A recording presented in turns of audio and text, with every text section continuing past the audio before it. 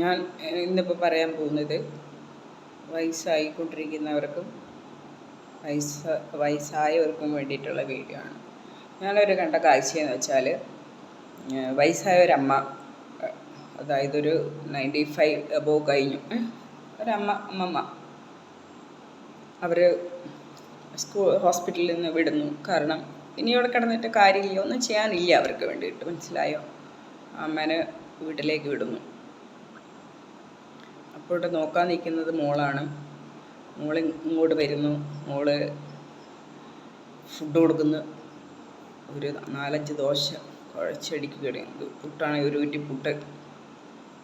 കിടക്കുന്ന അമ്മയാണ്. 90 above age ഉണ്ടെന്നൊന്ന് ആലോചിക്കണം.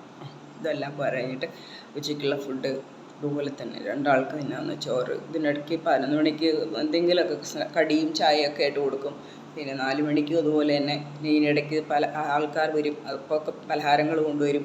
അപ്പോൾ ഇതെല്ലാം കൊടുക്കും. ഇതെല്ലാം അമ്മയ്ക്ക് ഇങ്ങനെ കൊടുക്കുകയാണ്, മനസ്സിലായോ? പിന്നെ അപ്പം അമ്മ തിന്ന് അമ്മയ്ക്ക് നോ പറയാനും അറിയില്ലല്ലോ. വായൊക്കെ കാണിക്കുമായിരിക്കും, പക്ഷെ നോ ഇങ്ങനെ പിടിച്ചിട്ട് ഇങ്ങനെ കൊടുക്കും, മനസ്സിലായോ? അങ്ങനെയാണ്.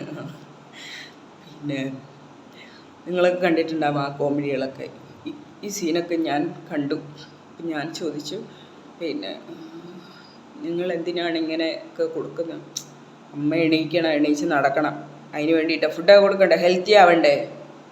പ്ലീസ് ഡോക്ടറോട് എനിക്ക് റിക്വസ്റ്റ്, ഇങ്ങനെ ഇത്രയും ഏജ് ചെയ്യുന്ന ആൾക്കാരൊക്കെ ഇങ്ങനെ കിടരോഗിയൊക്കെ ആയിക്കഴിയുമ്പോൾ നിങ്ങളൊന്ന് പറഞ്ഞു വിടണം, ഇന്ന ഫുഡ് കൊടുക്കാവൂന്ന്. നിങ്ങൾ വിചാരിക്കുക അവർക്കറിയില്ല. ഇതുപോലെയൊക്കെ ദഹിക്കാത്ത ഫുഡുകളെല്ലാം അടിച്ച് കയറ്റിയാണ് ആ വീടുകളിൽ ഓരോരുത്തരെയും കൊണ്ടുവിടുന്നത്. ഇവരെ വിചാരം അവരിപ്പോൾ എണീച്ച് വരും നടക്കുമെന്ന്, ഹെൽത്തി ഫുഡായിട്ട്.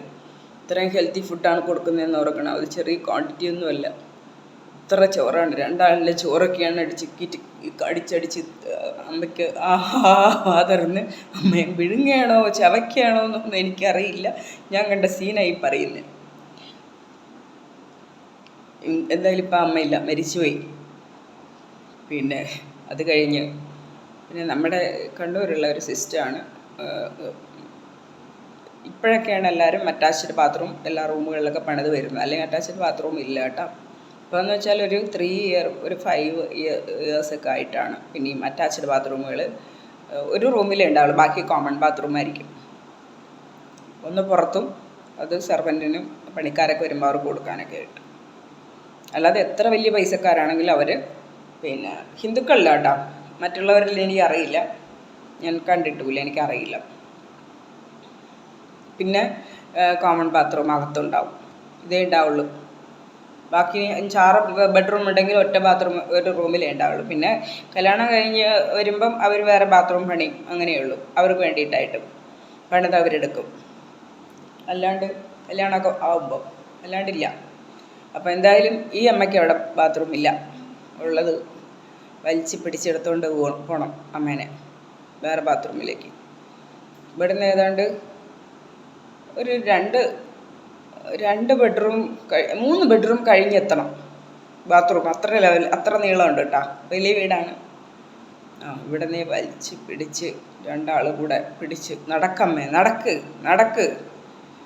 അവർ ജീവനെ പേടിച്ചിട്ടായിരിക്കും. കാരണം എങ്ങാനും വിട്ടുപോയ ഒരു ജസ്റ്റ് തൊട്ടാണ് കൊണ്ടുപോകണം. വീണാൽ നിലത്ത് വീണ് തലപൊട്ടി മരിക്കുമല്ലോ എന്ന് പേടിച്ചിട്ട്.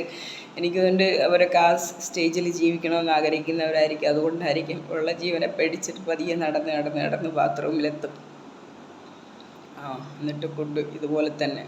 മൂത്രമൊഴിക്കാൻ പോണ്ടേ, ടോയ്ലറ്റിൽ പോണ്ടേ, ഇതിനെല്ലാം കൊണ്ടുപോകണം. മൂത്രമൊഴിക്കുന്നതെന്ന് എനിക്കില്ല. മൂത്രമൊഴിക്കലൊക്കെ ചിലപ്പോൾ ബെഡിലായിരിക്കും. അപ്പോൾ അതൊക്കെ ദേഷ്യം പിടിക്കുമായിരിക്കും കേട്ടോ. ഫുഡ് ഇടയ്ക്ക് അപ്പോൾ ടോയ്ലറ്റിലൊക്കെ പോകുന്നുണ്ടാവും. ആ സീനൊന്നും ഞാൻ കണ്ടിട്ടില്ല. പിന്നെ ഇതുപോലെയൊക്കെ കൊടുത്തു കഴിഞ്ഞാൽ അവർ മിനിറ്റിന് ടോയ്ലറ്റിലൊക്കെ പോയി എന്നിരിക്കും. പറയാൻ വയ്യാത്തതുകൊണ്ട് ചിലപ്പോൾ ബെഡിലൊക്കെ ആയിന്നിരിക്കും. അപ്പം അത് പിന്നെ ഇവിടെയൊന്നും അങ്ങനെ പാഡൊന്നും വെക്കുന്ന ഒരു ചുരുക്കം കേട്ടോ. കാരണം ഒരു പാഡിന് തന്നെ നല്ല റേറ്റ് ഇല്ല, പറഞ്ഞിട്ട് കാര്യമില്ല. ഇവിടെ ഉള്ളവർ എത്ര പൈസ ഉണ്ടെങ്കിലും, കോടികളുണ്ടെങ്കിലും ശരി, പാഡൊന്നും അങ്ങനെ വാങ്ങിയൊന്നുമില്ല കേട്ടോ.